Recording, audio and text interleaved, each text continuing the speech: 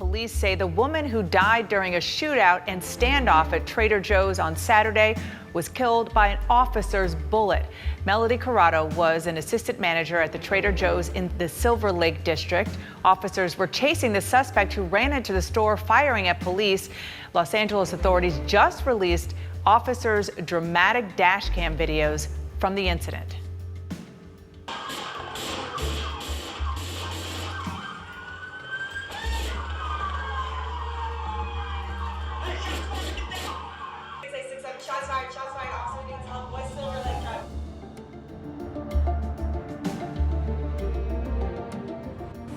Co-workers, friends, and strangers have been gathering all day and night, uniting together as they mourn the loss of Trader Joe's store manager, Mely Corado, who was shot and killed during Saturday's hostage situation in Silver Lake. Neighbors say it's been devastating on the entire community. I'm shaking. I just can't imagine what it's, my mother, and I have a child near her age, and I can't imagine that he went to work one day and then just this could happen. But there still will be further investigation into all of this.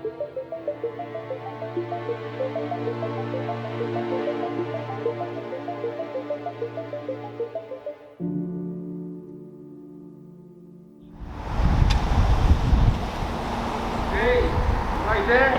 You guys killed my daughter. You will not pay for it. Alright?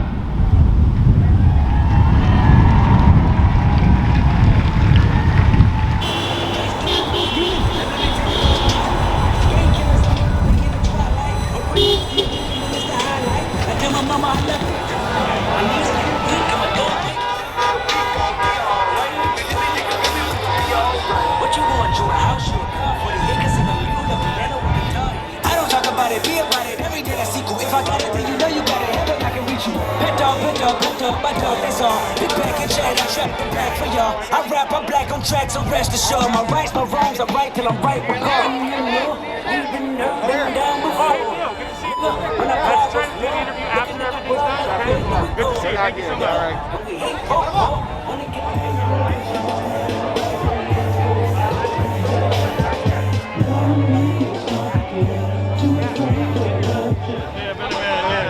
We're gonna have the band get to the front, so you guys can actually.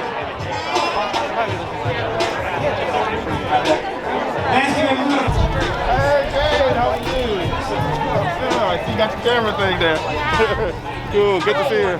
Check.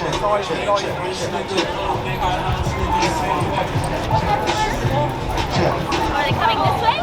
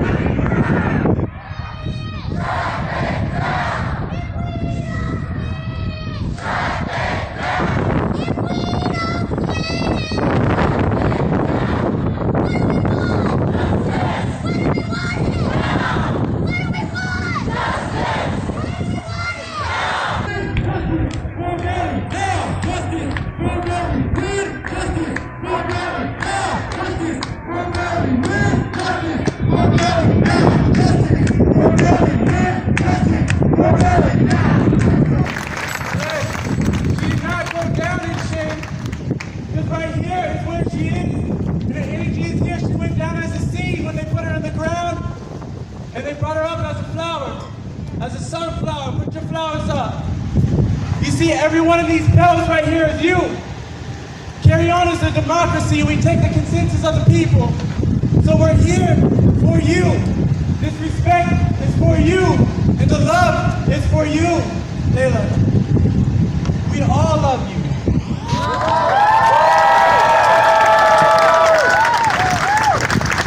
So when I say that we're all together symbolically within this flower, you see the petals are us.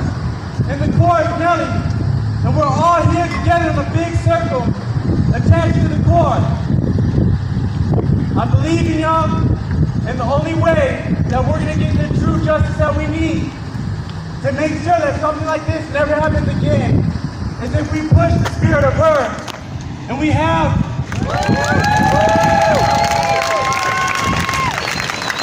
Hey, for Mely, we say carry on.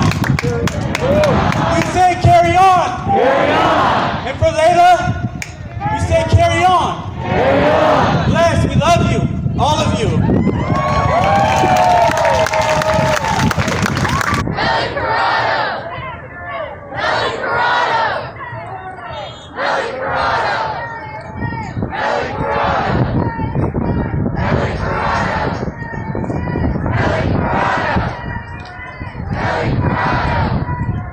Mely Corado!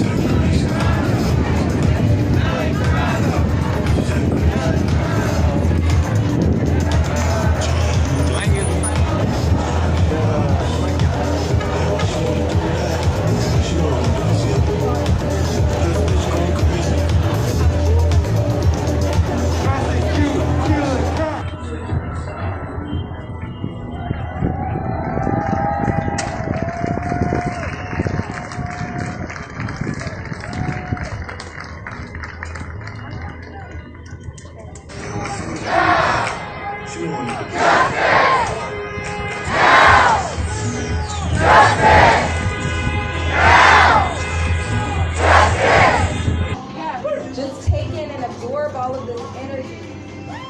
Because one of the things that we know is when they steal our people from us, they can steal their bodies, but they cannot steal their spirits.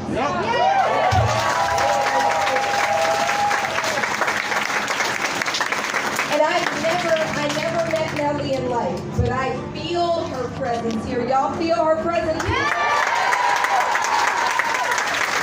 I feel her presence through the work of her brother, which is phenomenal. I feel her presence through the crowd, the power of this gathering. I feel her presence through every face that I'm looking at. Well, half your face at least. It's important to remember that when we say Mely forever, we are summoning her into this struggle, and we're saying that we will step forward righteously and demand justice in her name. And I know that we constantly say things like justice for Mely Corado, but we cannot get justice for her. We can get justice in her name. Justice would be that she is still here. Justice would be valuing the lives of black folks and brown folks and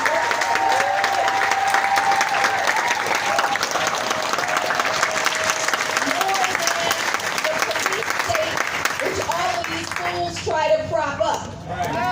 Mely's life was more important than running into a fucking Trader Joe's with your guns blazing.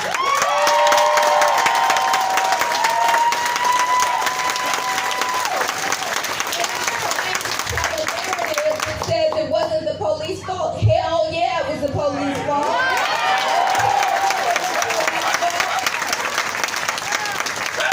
And it's also important to remember that this was not a mistake. Police were designed to do exactly what they did. They were designed to do exactly what they did, and so we're not going to sit up and just say, let's tinker around the edges of policing, because policing is a murderous system. We're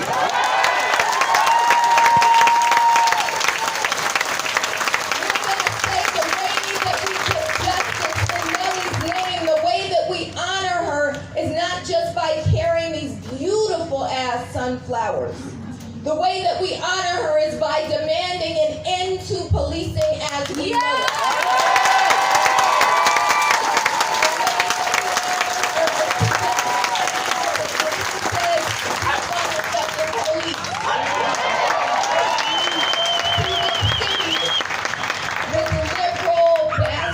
White supremacy, because this is liberal white supremacy. Like to utter the few words in Spanish that he knows and trot out the fucking black college roommate and try and act like that makes him not a racist.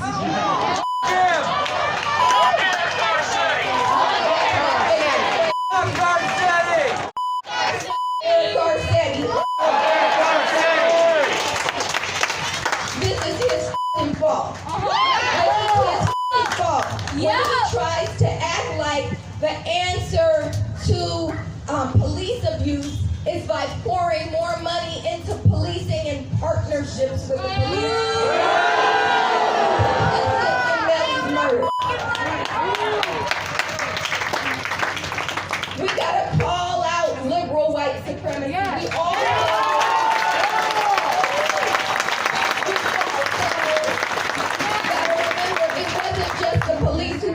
trigger that are responsible.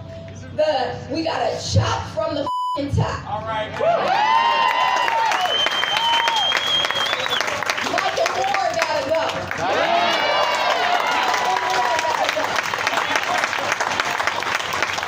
Fire Chief Moore. Fire Chief Moore. Fire Chief Moore. Fire Chief Moore. Fire Chief Moore. Fire Chief Moore. He wants to talk about protesters having blood on our hands. He has blood on his hands. He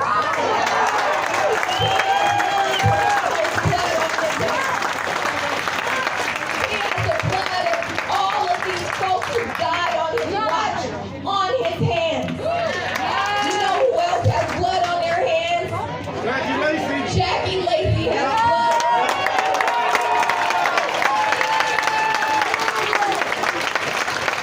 Jackie Lacey must go. Jackie Lacey must go. Jackie Lacey will go. Jackie Lacey will go. Jackie Lacey will go. Jackie Lacey will go. So let me say that's 3 of these motherfuckers that are going.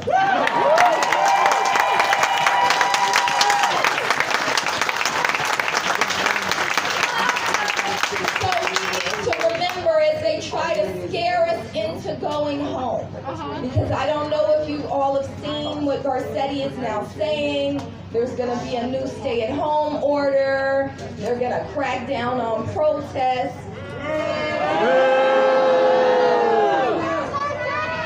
Racism is a Look disease. around. Look around. I don't see anybody who's ready to go home.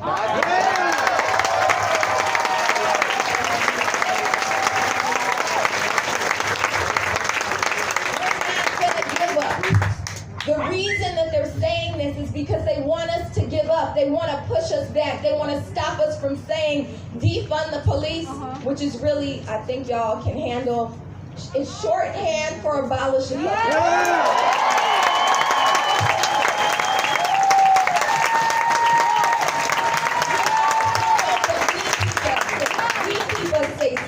So when we abolish the police, it's all also summoning our most radical imagination and saying, we keep us safe. My kids, I shouldn't tell everybody because I don't know who's in the crowd, but I'll trust the people who are sitting over here. My kids are in the car. You know why I feel safe? Because there's people standing by the car watching my kids. Because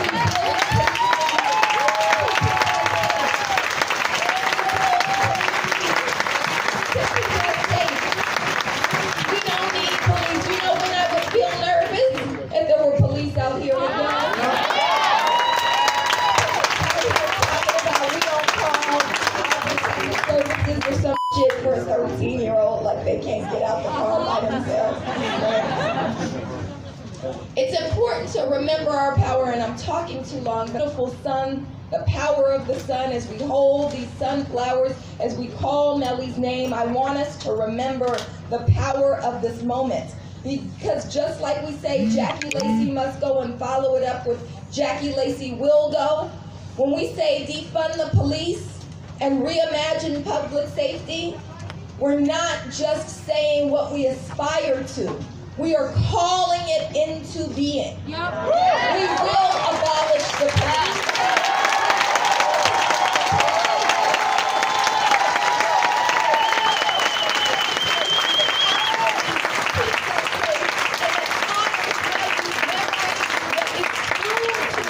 When we say her name, Mely forever, y'all say it. Mely forever. When we say that, we have to honor that. So we're gonna get it, right? Yeah. Get it? We gonna get it? Yeah. Get it? Yeah. Mely forever. Mely forever. Ashe. And we went to New York. And her and Uncle Albert tried some weird New Jersey food, like pork roll and scrapple at the shitty diner. Afterwards, we went to New York the day after New Year's. It was so cold, and we were trying to see all the little tourist things in New York. Yeah, it was so cold, and we had like 3 hoodies on. I remember from when I was pretty young is when my Aunt Mely was showing me how to cook. I was young, so I'm not sure what I was cooking, but I have this photo of her putting this apron on me. And me and my dad love that photo so much.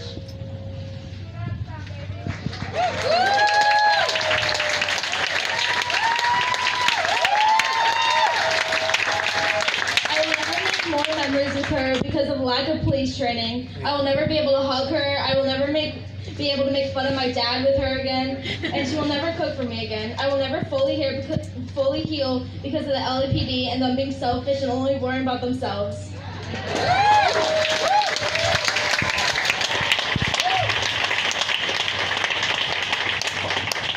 It's hard to end this because my heart hurts and I just want my aunt back. And I just get filled with anger because of the LAPD, and specifically the 2 cops, Cylin Say and Sarah Winans. Your guys' actions killed my aunt. And Eric Garr said he didn't help at all in the situation and said put yourself in the position of the police officers. That's the most inconsiderate thing you can say when so many people are mourning Mely. And lastly, Michael Moore, the CEO of the circus, the LAPD chief.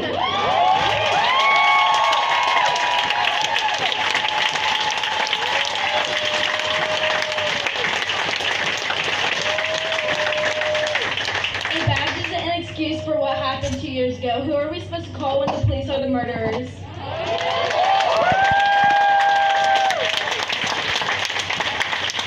Thank you everyone for supporting and coming out here. It means so much to me and my Uncle Albert and my dad. you want. And then he went ahead and put a security hold on Mely's autopsy. We didn't get it for a full year. We knew that Mely was dead, but we didn't know the particulars. We didn't know how long it took for her to die. We didn't know where exactly she was shot.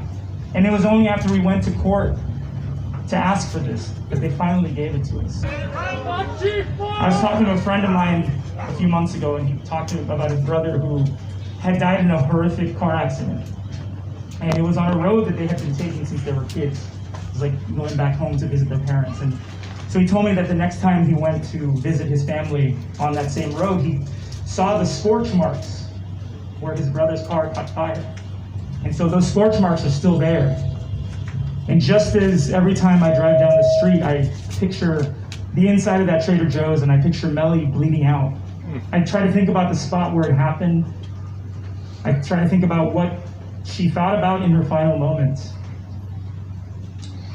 And, you know, I don't really know what to make of that. But what I do know is that when that happened, I knew that it was going to be my mission to hold the people responsible, accountable.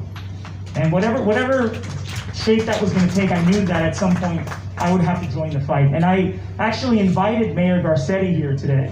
And as far as I can tell, he's not here.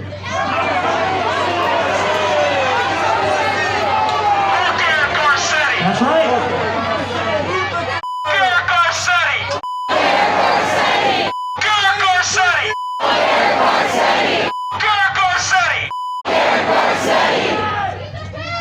My man, so yeah, I mean, so he's not here, and he actually he missed Mely's funeral because he was out of town because he thought at the time that he would maybe be able to run for president. Can you imagine that, President Eric Garcetti? But I knew that when he did that, he insulted my father. It wasn't even that he insulted me; he insulted my father, who was at the lowest point of his life. And Michael Moore, when he went on to do his press conference about Mely's murder, said it was a tragedy, but I want you to put yourself in the position of those officers. So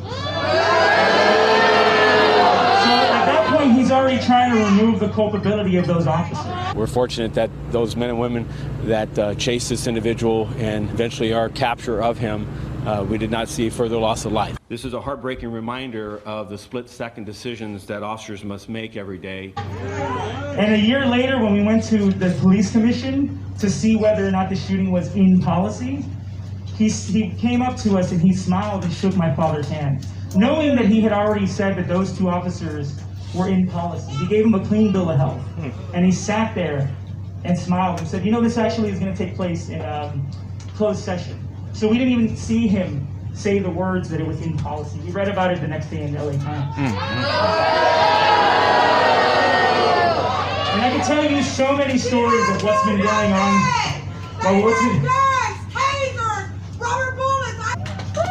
You know, 2 years ago, my heart was shattered to pieces. I will never be able to put them back together. But today is a happy day. Today is the beginning, not the end. I hope we can create a march for Mely for the coming years. Yeah.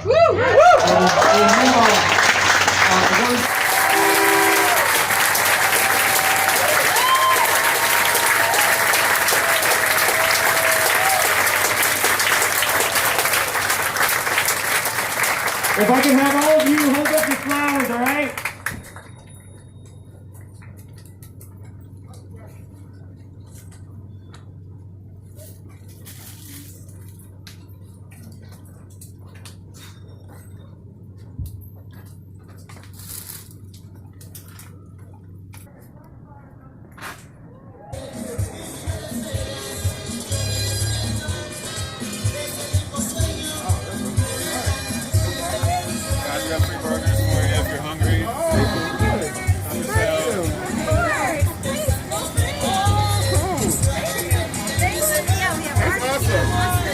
Good.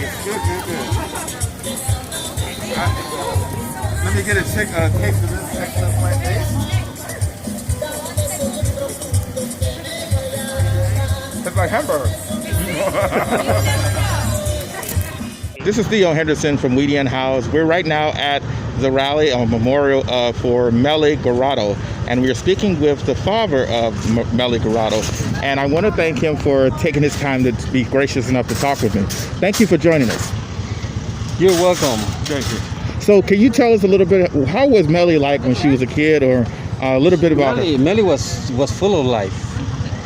Mely was full of life. Raising Mely was a joy. And not too many people have the opportunity and the chance that I have by raising Mely by myself. Mely's mom died in 2003. I'm sorry to hear that. Okay. So I raised them by myself.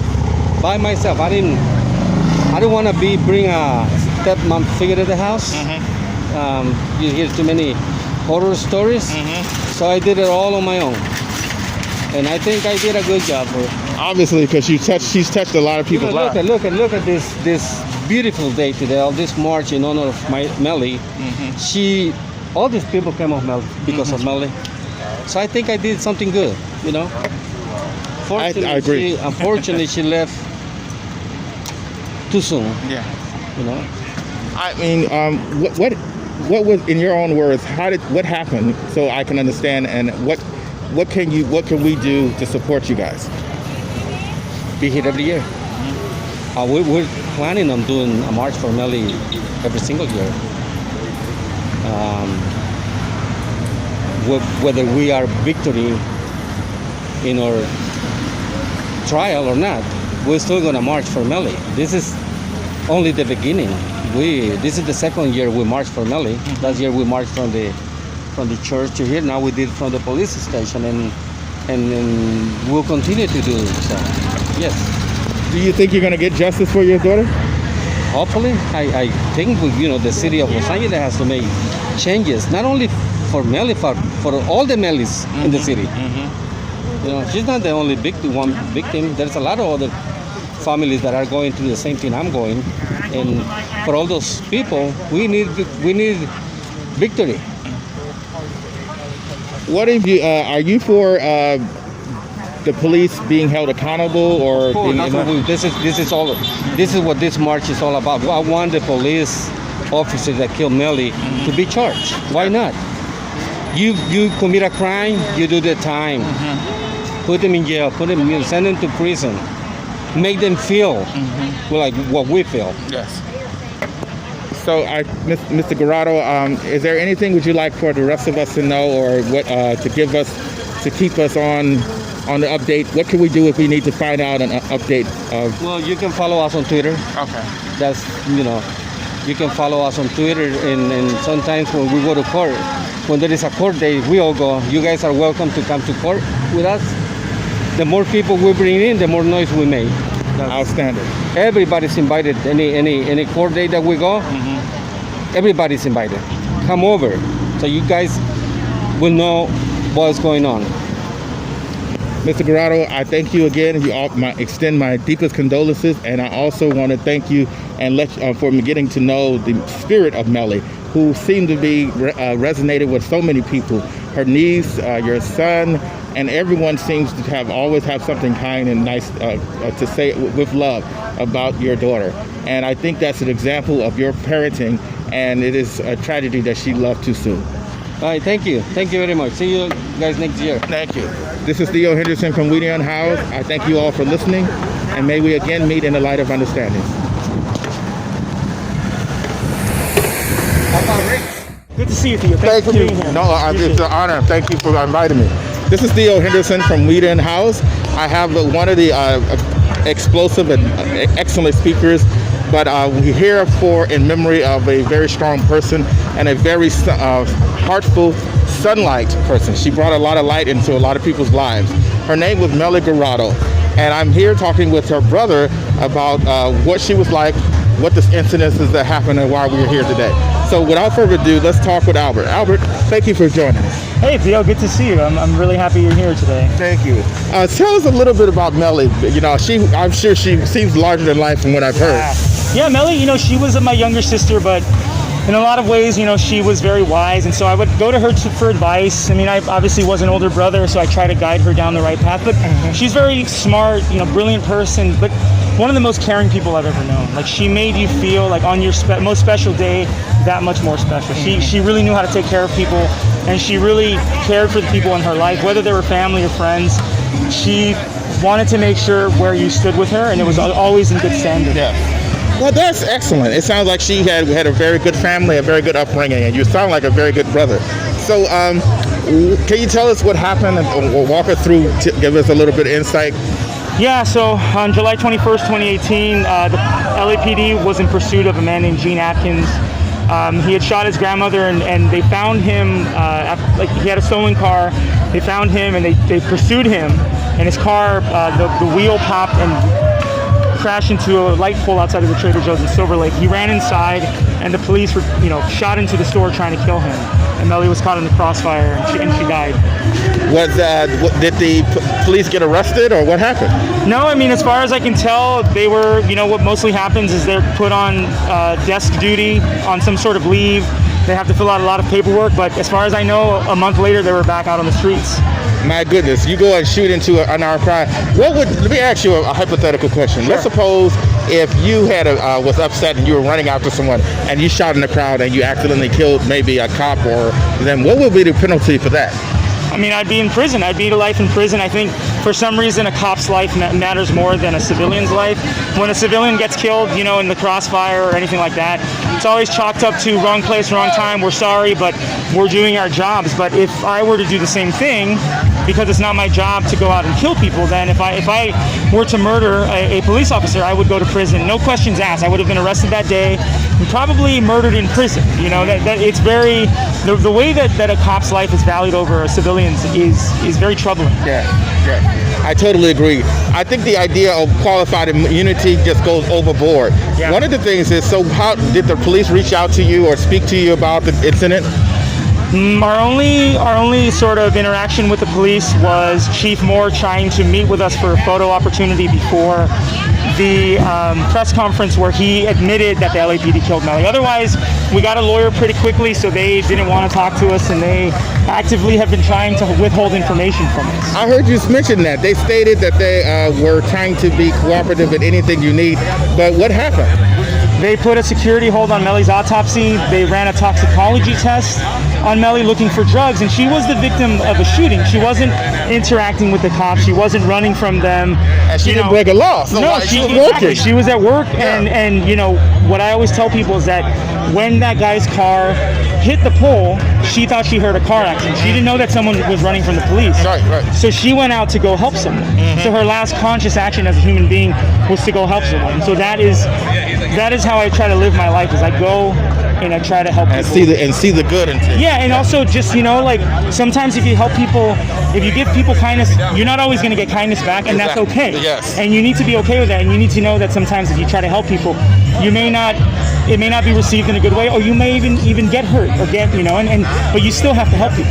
But you plant a seed like the sunflower, and the sunflower could be spread everywhere. Yeah, and because you never know what that goes into. Yeah, and my goal is to tell people about Mely and inspire more people to get involved in these causes, because I got involved because I wanted to uplift Mely's name, and I needed to do something to give back to this community and to help fix this city that took my sister from me. So if I can do that, someone who had never done anything with politics, who'd never engaged in this sort of stuff, if I can go and be successful, anyone else can. Anyone else can do that, and it doesn't and should not take a tragedy for that to happen.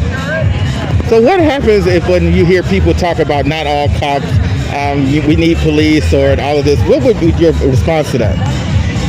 What I say is that even if you're not the one pulling the trigger, if you're not falsifying reports, if you're not harassing people, you are covering up for the ones that do. So you're as complicit as anybody else. So if you know that your partner used, excessive force, if you know that he planted drugs, if you know that he killed someone who didn't have a weapon on them, and you file a report that's false, if you say a statement that's false, you are complicit. So you didn't pull the trigger, but you are knowingly helping in the murder or harassment of people. So that's why the system needs to be broken down and built from scratch, because if that's a built-in thing, if cops know that they're going to get away with it, what's to stop them from killing anyone for any reason whatsoever? When you went to the police commission, did they offer any condolences or any kind of way to rectify this? Besides, Chief Moore shaking my dad's hand and kind of thanking us for being there. No, I mean, our relationship with them. We filed a lawsuit 4 months after Mely was killed. So since then, they've really kept their hands off of us, and we really haven't had much contact, which is good because we don't necessarily want any. We're coming for everything they have, and so we don't want to settle. We don't want to be friends with them. We don't want anything but justice or abolishment of the police. I was going to ask too, because have you tried with the NAACP and the FBI? Would they investigate? I don't know. Actually, I haven't thought about that. I have to talk to my lawyers, but it's certainly something that, and my father wants justice for Mely. I mean, obviously I do too, but the work that I do, that I go out and try to do is very immediate, and the things that we want are going to take time. So for me, getting involved and going against the LAPD, not just in a courtroom, but on the streets, on the social media or whatever, that's the fight in its immediacy, right? Like the trial is a fight writ large, and it's a big one, right? But if I can go out there and protest and do things and call them out, that's doing the work as well. Outstanding. I thank you very much for your time, and I know you're going to have a busy, hectic day, and I really am touched by the story, and I'm inspired that Mely stood for more than life than many of these cops that are being deified. And I thank you again. Thank you, Theo. I appreciate your show and everything you're doing. Thank you so much. Thank you. This is Theo Henderson from Unhoused, and I thank you all for listening. May we all meet again in the light of understanding. What's up? Okay, yeah, they's coming in there right now. Thank you.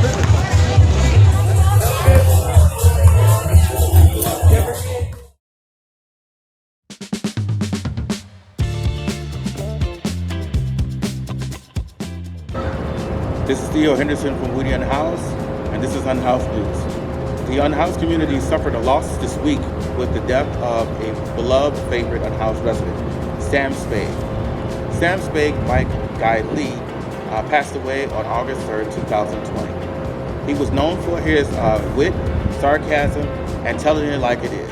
This city is out of control. It's become a city of haves and have-nots.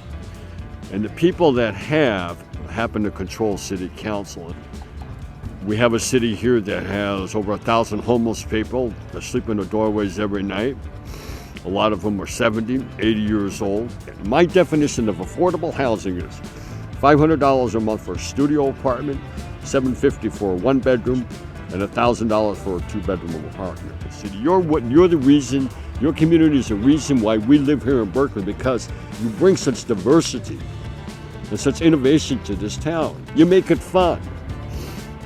When's the last time you seen anybody from city council up on campus? Never, never, never, never. One thing I do know is that we either succeed or fail together. It's going to be we, the community. We are going to solve problems. He was truly missed. In other news, on July 31st, 2020, Councilmember Joe Biscano, along with 9 other council members, voted to have the unhoused criminalized and terrorized again during COVID-19. This was generated in part by a lot of the outrage from housed residents and vigilantes that detest the unhoused and use this as a momentum to connect the police as well as the Los Angeles Sanitation, the Los Angeles Housing Service Authority, and the council members to work together to continue to criminalize the unhoused. Current resident Alicia Suarez claims it is already bad enough that you look down on us, but you continue by displacing and never giving us any kind of respect or humanity or compassion. In other news, on August 1st, 2020, the Kadima Fellowship created a fundraiser to ask for used backpacks where they could store feminine products, hygiene products, gently used clothes, as well as bottled water. In Florida, 68-year-old Mary, an unhoused woman with mental challenges, was unceremoniously thrown out of her hotel July 16, 2020. In early May, it was granted because of her challenges that she and the necessity due to COVID-19. If there's any way to help Mary, or there are any service providers out there in Florida, please reach out to Mary and the other unhoused community in Florida in hopes that they receive the housing that they need. The Los Angeles Times reports that the police officers has a very low percentage of dealing with violent crime. Though they are on the forefront of whining and complaining that crime will just increase due to defunding of the police. The Los Angeles Mayor Garcetti created a toothless and ignored the pleas of the Black Lives Matter and other social activists by creating another environment where they will have police officers still in the community, but now that they're going to be refashioned as if they are the helper instead of the warrior. It is akin to if you have someone that does a violent sexual assault to someone, and then you, instead of putting them away or taking them away from the equation, you refashion the name and create them instilled into the community. Salvation Army reports that in Modesto, California, that as 25 unhoused residents have COVID-19. In Washington, D.C., a family and their baby were denied shelter and shelter in place due to that they were not unhoused enough. David Watts were having to consistently go to place to verify that they were houseless. And the end result, they were considered not unhoused enough. In the hottest day during the hottest heat wave in Washington, D.C. Santa Cruz County grand jury calls for defunding the police. In Treasure Valley, unemployment drives many to streets and the shelters. In other news, in Huntington Beach, California, the new shelter will open in November. And for Beirut, an explosion caused by an idle fertilizer caused 300,000 people to become houseless. In Queens, New York, an unhoused disabled gentleman, wheelchairs were thrown in the trash. The resident hailed from Nigeria, and when he came into the shelter, they had, due to COVID-19, found him a place 6 floors up into a hotel. The resident complained consistently because the elevator was not functioning, as well as the difficulty for him to navigate to look for work.